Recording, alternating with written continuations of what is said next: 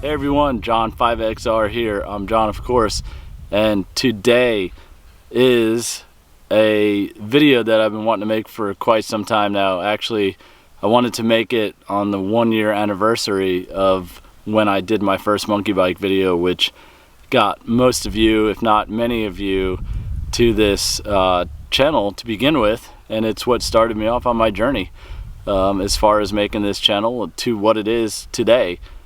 Closing in on 2,000 subscribers. So within that year, I basically picked up, I don't know, 1,500 subscribers or so based on my monkey bike videos. So I kind of wanted to do a follow-up to that original video, and you can see behind me is the beloved monkey that has been with me since October of 2018. So October of 2019 was my 1-year anniversary with this monkey bike purchase, and I wanted to do a video kind of just going over what I did in the first video and doing like a follow-up but a year later based on what I now know about the bike, what I've done to the bike, how I feel about it, and what I plan to do with it going forward. So basically let's just get back into it in that old style of filmmaking that I did in that first video, where I just kind of do a walk around of the bike and tell you guys about it and basically show you what I've done to it. So let's cut to that right now, and we'll do the follow-up to the 2019 Honda Monkey walkthrough, which was my first ever video. So this is basically Honda Monkey walkthrough 2 version 2.0, 1 year later. However, I don't know how I'm going to title it, but it'll be titled, and hopefully that blue jay in the background stops screaming. So it's a nice warm February day here in Florida, so picked out a good spot over by the lake, and the wildlife is enjoying it too. So thanks for watching. Let me know what you think about this, and thanks for all the support and all the subscriptions. So keep it coming, I love it. So with that, let's get to the video. Okay, so our test subject, our baby, or my baby, our object of this YouTube channel, the reason for my YouTube channel success, albeit small time success, but a big success in my opinion, the 2019 Honda Monkey. And you see I'm walking around it because that original video was a 2019 Honda Monkey walk around, and that video was done the day I got this home, and it's drastically different now, but you could definitely still see that it's 2019 Honda Monkey. So what I'm going to do is basically just go over the bike, and kind of like I did in that first video.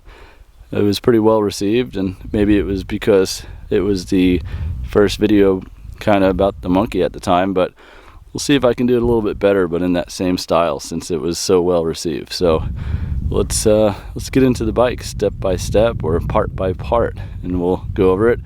I'll give you my opinions, tell you what I think about it, and tell you what I changed, tell you what I like, what I don't like. Okay, let's start off the very front of the bike. The first thing that hits the road, first thing that crosses the finish line, first thing that you probably see with these bikes is the tires. So as you can see, I changed my wheel tire setup a little bit from stock. I have the Shinko Mobber 505 knobby tires on this bike now. I had my wheels powder coated a kind of like a flat matte gold color. I can never remember the color of that wheel. It's like a I don't know, gold frost or something like that. My powder coater is probably going to chime in, and if he does, Kendrick, put in the comments what this color is called, because you did an awesome job, and I never do it justice by remembering the name of these powder coats that you do for me. So anyways, the Shinko Mobber 505 tires are definitely awesome looking tires.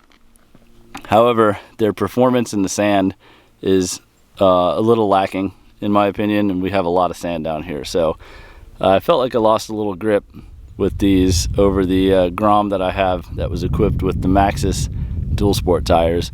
Those seem to grip pretty good in the sand. And these, but these look really cool. I don't know, so sometimes that matters. But anyways, Shinko Mobber 505 tires on it as opposed to the stock tires. These are a little bit smaller than the stock. I think the stocks are 130 or 120 80s or something, but you know, these are a little bit skinnier. But either way, they still look good on there. So you might ask, are these tires worth it for my bike? If you're riding on the street, then no. These tires will actually reduce your street performance, obviously, because they're knobbies. They are DOT legal. So will they be worth it if you ride on the dirt? That depends. If you ride in thicker, heavier dirt, like more good dirt, I consider it. Dark dirt, you know, dirt that you'd find maybe up north, northern countries. No, not northern countries, but northern states in this country, like you know, New York, where I rode in the summer. The mobbers did well up there, but if you have a lot of sand, it's probably not the best choice of tire. So basically it's going to come down to two things: off-road or on-road. If you're on-road, no, don't use these tires. If you're off-road, it's either these tires, the Kenda Big Blocks, or the Maxxis Dual Sports. And out of the three, these look the best in my opinion, but best performing, I would pick the Maxxis over these.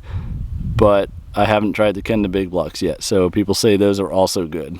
But anyways, these win in the looks department for me. So sometimes with this bike, it's a little bit more about the looks because, you know, I don't daily drive it or anything. So anyways, let's move on to the next part. All right, so we're looking at the brakes now. So this is another big source of gotta haves or gotta have nots in the monkey world. ABS or non-ABS. When I got this bike, there wasn't a choice because I ordered an ABS. Actually, no, let me retract all that. When I got this bike, I had ordered months before a non-ABS in red. So apparently that was not what was hitting our shores and our dealers first. It was the ABS versions of red. So my dealer called me up and said, we got our first red in here, but it's an ABS. So do you want it or not? You ordered a non-ABS. So I could not wait. So I said, 200 bucks more and you're gonna have ABS. I mean, what's the worst that can happen? It chatters my front tire because it's front only. It's not front and rear ABS. It's just front. You can see that by the encoder ring that's here on the inner part of the rotor. So that's your ABS system. It sends a signal to the ABS ECU, and that chatters your brake pads and helps to not lock up. So I didn't really care about that. I said I'd rather have the bike than wait however long for the non-ABS. So having ridden a Grom, my Grom does not have ABS, and I've ridden both of these bikes very, very hard at the same places, on the same days sometimes, and I can absolutely feel no difference between the ABS and the non-ABS on the Grom. So in my opinion, it really doesn't matter.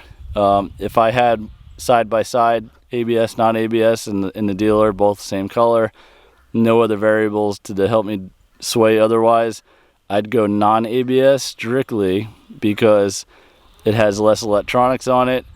It has less, systems and stuff to work with. It makes it a more basic bike. But as far as performance goes, I don't think you're going to see a difference at all. I'm not doing stoppies or anything, so I really don't think it would make difference for 99% of the riders out there. So that's my answer, is ABS or non-ABS. My answer is it doesn't matter. Whatever you find in the dealer, and if you like it, just go for it, because it won't make a difference in most of y'all's riding. But if you're looking to mod the bike, or if you're looking to just have a more simple bike, maybe, I don't know, maybe if you want to swap in Grom wheels later, there's more available in the non-ABS, so go non-ABS if that's your goals. But when it comes down to it, it don't matter. Either one's fine in my opinion. Okay, next on the agenda, front forks. Oh, what can I say about these front forks? They are beautiful, They're very nice looking anodized red aluminum fork tubes. It looks like there's adequate travel here, but take about 3/4, almost an inch off of that travel because it stops before it hits this bottom assembly here. The front forks kind of suck, I'm not gonna lie. I think they're really soft. I don't think there's a lot of compliance in them. They just tend to not over damp, I don't know how to describe it, but they're not stiff enough. That's basically it. They're too soft. So I'm a pretty heavy guy, 200 pounds, 210 sometimes with all my gear on, and I mean, you can bottom out these front forks if you go through a big dip on the road. What I do with the bike and I jump and everything, these forks bottom out all the time, and there's tons of room for improvement in them. My Grom has the Öhlins fork insert kit with the springs and the valves and everything, and those forks are light years better than these and than the stock configuration. So if you're heavy and you get a Honda Monkey, it's very good planning to consider in the future that you'll probably want to redo the fork inserts. So that means the springs and the valving inside of them. And Öhlins does this, and Racetech does this. So or Racing Bros. I'm sorry, Racing Bros. Racetech might do it too. That's a motocross fork company that I know about. So yeah, front forks kind of suck. You know, it's probably because this bike's designed for lighter riders. It's the same thing on the Grom. The Grom's front forks suck too, and they bottom out just the same. My friend Lars has a Grom, and those forks are basically just springs at this point. They don't do anything. So haters, come alive on this one for me if you want, but if you find these front forks perfect, then you haven't ridden a lot of other bikes that had actual damping to it. But anyways, I do things that are a little bit more extreme with this bike than the average person. So if you're just cruising around the neighborhood, or just using it as a paddock or pit bike, you're gonna love the forks. But if you do anything a little bit more extreme, you head out on the trail, if you go through a little rough patch or train tracks or something like that, yeah, I don't know, I think you're gonna find the forks a little bit weak. Horn, this thing is in a terrible spot. There's got to be somewhere else that this can go, and this is one of the things that I'm gonna probably do here in the near future, is just relocate the horn. But it's kind of ugly when you look at it, and it's just sitting there front and center. So yeah, I think that could have been hidden, maybe behind the headlight bucket a little bit. I don't know, maybe it's a DOT thing where it needs to be loud and pointing ahead, but it is loud. I'm not going to beep it right now because I'm in a neighborhood and don't want to bother anybody. Oh, this sucker right here, my best friend. This headlight is very cool looking, very retro modern, and very weak. So the bezel of this headlight, the chrome piece and the black piece, this is the bezel, this is the headlight bucket. These two things split apart. And I did a video on this saying, should Honda recall this? Because they split apart if you just go over a rough patch of road. And I mean, I'm on dirt roads often enough, and it'll rattle. So if you rattle your bike, this headlight thing is gonna split open and come loose. It doesn't break, it just, there's a tab underneath here that, I explained it all in the other video. Check that video out. Maybe I'll link to it up here, up top. But anyways, yeah, expect this headlight thing to possibly come loose, and there is no fix for this except for just your own ingenuity. There's no product yet. I want to make a product for it. I said that in my original video, but I just haven't gotten around to it. I own a Miata racing parts company too, so that dominates a lot of my time to develop parts for this bike. Anyways, I have the know-how and I have the resources to make a product for it, and eventually I will, but I just haven't gotten around to it yet. But anyways, very cool looking headlight, very weak. This top tab is not going to hold this bezel in. I could probably split it apart with my hands if I really wanted to. I don't want to. So anyways, we'll leave it at that. Headlight, cool looking. It will split apart eventually. People can chime in and said mine hasn't done it yet. Maybe you're not riding the same way as me. I don't know, we're the same roads, but anyways, don't be surprised if that happens to your bike. Side markers. And you can see that my side markers are not stock. This is my second set of side markers. Yoshimura actually sent me a set of these to try out, and they're pretty cool. They're integrated sequential LEDs.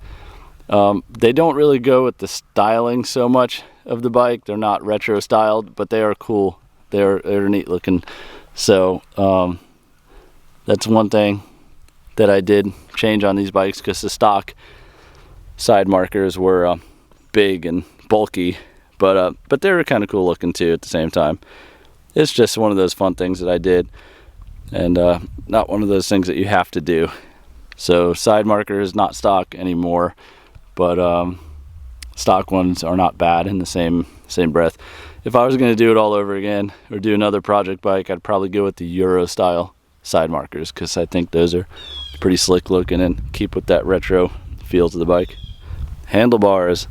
You can see that these handlebars are not the original handlebars. So basically my thought on the original handlebars were they were pretty cool and they kept with the original vibe and theme of the monkey bike, but when you start riding aggressively they become a little bit of a hindrance, and they were kind of hindering my ability to ride aggressive on the dirt.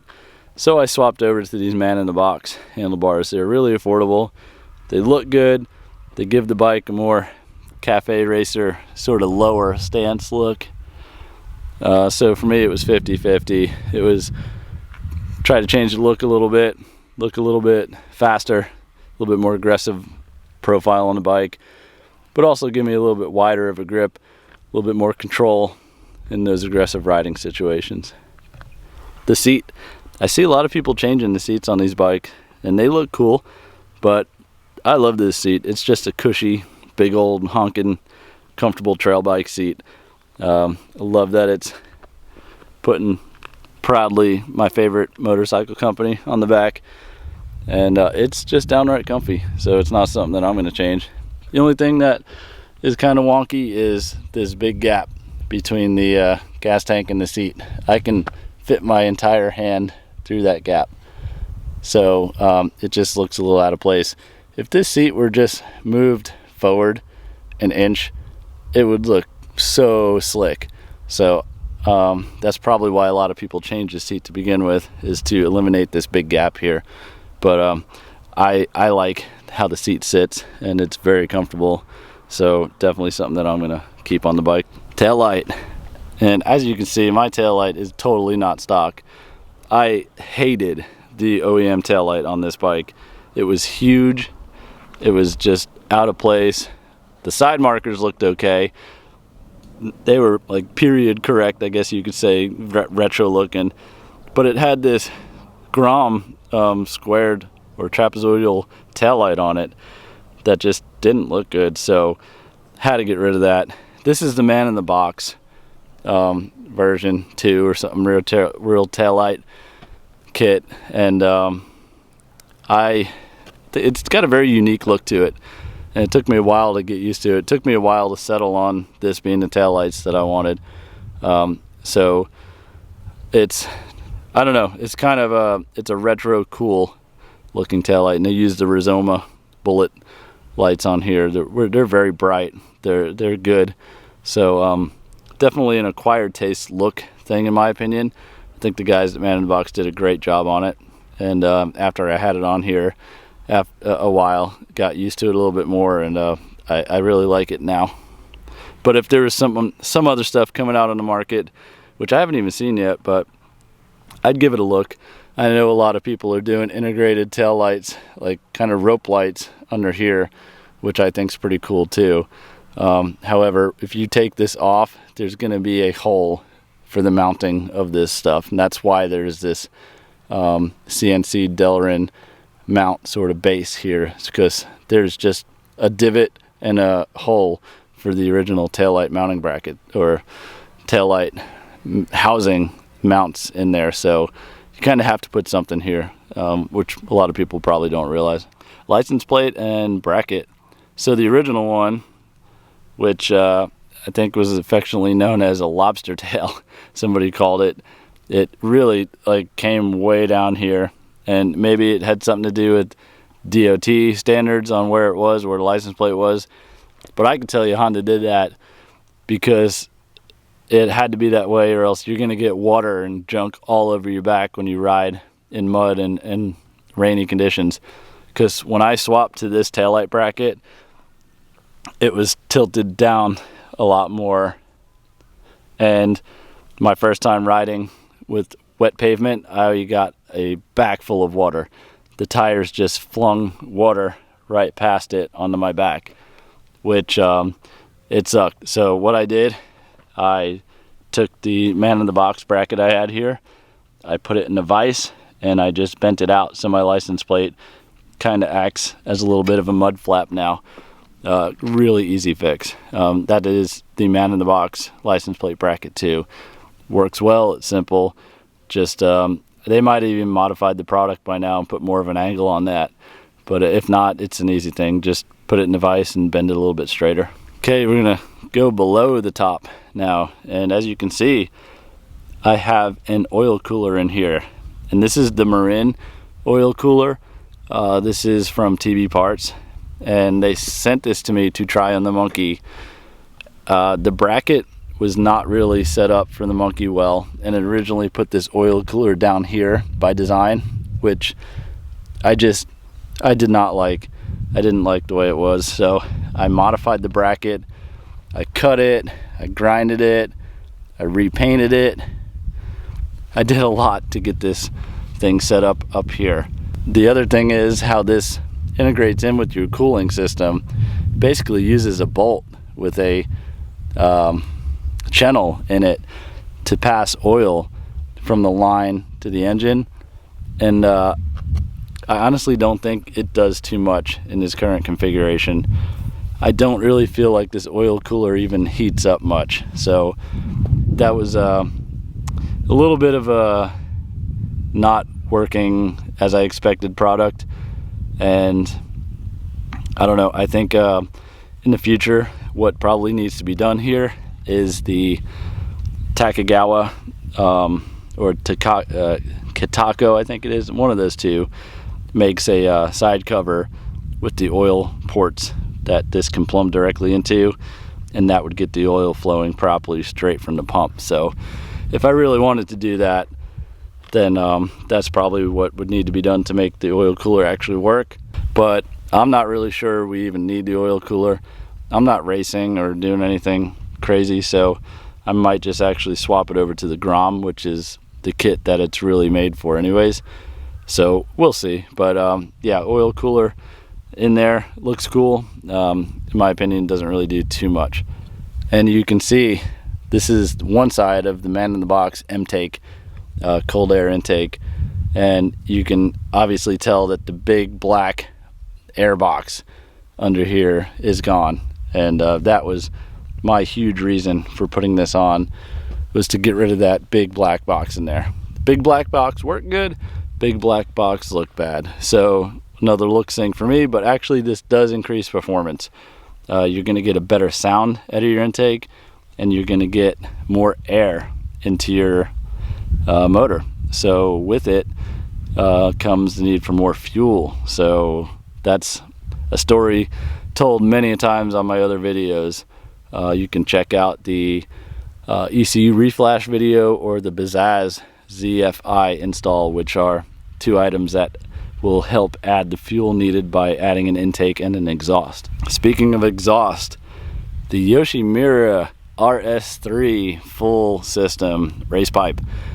First thing I did to this bike, probably because it just looked really cool, and I could not stand the big catalytic converter setup that went underneath this motor. It reduced my ground height clearance by like almost 2 inches when I went to this pipe. I got my ground clearance over here for that odd log hop that I might do out on the trails, or you know, just afraid that maybe I was gonna bottom out if I was jumping. So I don't know, it didn't look good either. But the stock pipe on this bike is beautiful. It's just a shame that it does this big old U-turn down there with a catalytic converter. So I went with this Yoshimura pipe. This pipe looks almost identical to the day that I put it on, so it's weathered very well. So the only thing with this pipe that is a little bit different than the way it came is that I have the spark arrestor insert in it. Many videos ago we covered that in great detail, and I think I might be partly responsible for Yoshimura making that spark arrestor insert, because I did a video way back about the original spark arrestor that they made. Not a spark arrestor, but a DB killer insert, and it didn't do too much of anything. And then shortly after they came out with the spark arrestor, and they actually gave me one and said, here, try this out. And it was a wonderful fix to a pretty deep, loud exhaust. It's a good sounding exhaust, but I just wanted to just take the volume down a notch, and that's exactly what the spark arrestor does. Okay, so you can tell that these are not the stock rear shock absorbers. These are a TB parts shock in the rear, and this is the 4th shock that I've tried on the rear, and I really like these shocks. They are hitting the sweet spot for me. My first shocks were the man in the box rear shocks that are an amazingly good quality shock, but they're really stiff because they were designed for street riding. So me not being primarily a street rider, I wanted something a little softer for the off-road stuff. I tried another shock from TB Parts. It was an adjustable shock, adjustable dampening. It felt really similar to the man in the box, still geared for the street, real stiff. So they sent me these shocks to try, and these hit the spot. I'm not sure if they have them on the website yet. I'll probably check when I edit this video, and if they do, I'll put the link down at the bottom. But I highly recommend these shocks for a good mid-grade, medium feel, not too stiff, not too soft shock. So A+ on these rear shocks right here, and I hope they do have them available because they're spot on. Moving along, rear sprocket, and what you can't see is the front sprocket. Definitely something that I'd changed. This is a 36 tooth rear sprocket made by Vortex. It's an aluminum sprocket, and the front is a 14 tooth, and I think it's a JT. That's an $8 part in the front. This is a $40 or $50 sprocket for the rear. It's kind of pricey, but it was the only one I can find in a 36. So I went with it, and this combo is absolutely amazing. This bike gets up and scoots. It'll pull the front wheel on command. It looks good.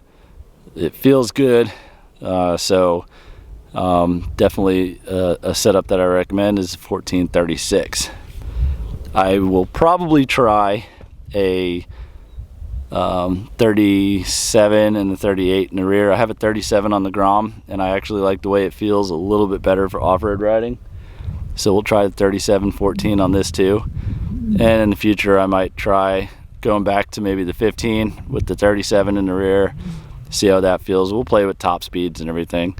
But this is a really good setup to start out with. If anything, just go with the 14 tooth in the front and see how you like it, and then play around with the rear. The rears are a lot more expensive, so you know, basically the fronts are very easy to change and they're really cheap. So it's definitely one of those can't lose things. Maybe lose 10 bucks out of it, but you know, who really cares? Moving down, you can see I have the TB Parts shifter on here. That's a nice little upgrade. The stock shifter has a linkage down here, and it's like a 2-stage shifter where it's not directly connected to the shifter shaft. Some people will say that's because you don't want to bend that shifter shaft when you fall. I don't know. I say it's a packaging thing. It's just they wanted a longer throw for more leverage on that shifter. Whatever. Either way, you're talking about green apples to red apples on this. I mean, it's a shifter. It just connects in a different way, but this is a very cool shifter that has the bendable front here, which the stock one does not. So that was important to me to have that as I go pretty low, do a little bit of flat tracking on my friend's grass track with this. So it's definitely one of those features that I did not mind adding to the bike. A couple little add-ons you might see here. I have a bottle opener for Man in the Box. That's pretty cool because sometimes I'm out with the boys cracking open a few beers, and it's pretty cool to reach down there and pop it open. Everybody always loves that. The other side of the Man in the Box intake up here, I've yet to clean this filter. It looks a little dirty, but it's still working good. And moving down, there's probably not much to see in there. Probably see the inlet for the oil cooler. So that's a billet piece down there. It's a little bit fancy. I talked about that earlier though. And last thing I do see over here is the seat bolt inserts, the easy removable seat inserts. Just stick a flat blade screwdriver in there and twist those things out instead of sticking the 12mm in there from the stock bolts to twist them out. So nice little upgrade from Man in the Box on that as well. And the other thing on this side of the motor that I probably didn't point out is this Man in the Box sensor bracket guard. This is the oxygen sensor, and this is a nice little bracket. The stock bracket was very functional, but it just wasn't really stylish. So this bracket kind of protects your oxygen sensor for the most part, and it helps with the fit and finish of the bike. Alright, so that's it. That's the whole version 2 walk around of my 2019 Monkey. A lot has changed since I did my first video, which was the first edition of this video. Mostly what's changed is my direction with the channel. I started it as a, hey, I got this cool thing, let me show the world, and everybody loved it. So I said, all right, everybody likes that, let's do some more stuff. And that's where we're at now. We're just doing cool stuff to the bike because I saw an interest in it from everybody out there. And that's led me to a bunch of other things. It's led me to the Grom. I got a Grom because I felt like I was being a little bit too rough on the Monkey. I felt like I was being a little bit too rough on the Grom, so I got a KX450F. That led to going motocross racing. My son Renan got into Pee-wee racing, so we both go motocross racing now together. And my channel has been basically diversified in many different ways, from showing the Pee-wee stuff with my son and the motocross stuff a little bit. There's just so much motocross stuff out there that's better than what I'm doing, so there's no real need to focus on that. So we're basically focusing on several different things on my channel now, and kind of redesigned what I'm doing. And instead of it being the small bore channel focused on the Honda Monkey, that's still what it's about, but it's also showing a lot of things in regards to small bore life, I guess you could say. What we're doing with the Monkey, how-tos, events that we're going to, fun stuff here in Florida with mini bikes, and the Woodsman Cup, which is an off-road backyard race here in Florida put on. It's a private event, and just a lot of things regarding what I'm doing with motorcycles and what I'm doing with my kids with the motorcycles too. So hopefully everybody's enjoying that. Hopefully you guys have learned a lot from my channel. I know I've had a lot of good feedback out there. People have told me that they've enjoyed my channel, which is the best feedback that I could ever hope for. And with that, we're gonna keep going with this. I don't know what else I have planned for the Monkey. I really like it in the stage that it's at now. It's got what I call the intake, exhaust, ECU, and gearing package. 4 key things. So the exhaust is the first thing I did, the intake, the fuel controller, and the gearing. So those 4 things will completely transform your bike and make it a lot more fun. And then we added in the camshaft, the TB Parts camshaft, and that gave the bike just an overall boost on top of those other little boosts. So I really like this package. I'm not sure if I'm going to do more to it or not, but at the very least, we're going to keep maintaining the bikes, and we're going to keep trying cool new products that might come out for them. So slowly progressing with the channel from here on with the Monkey.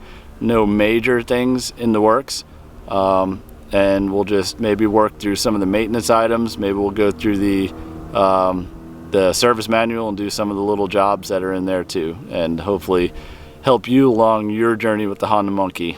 There's probably a lot of you out there right now that have monkeys more extreme than mine. Hopefully my videos have guided you along the way and provided a little insight as to how to do some of those things and what those benefits are.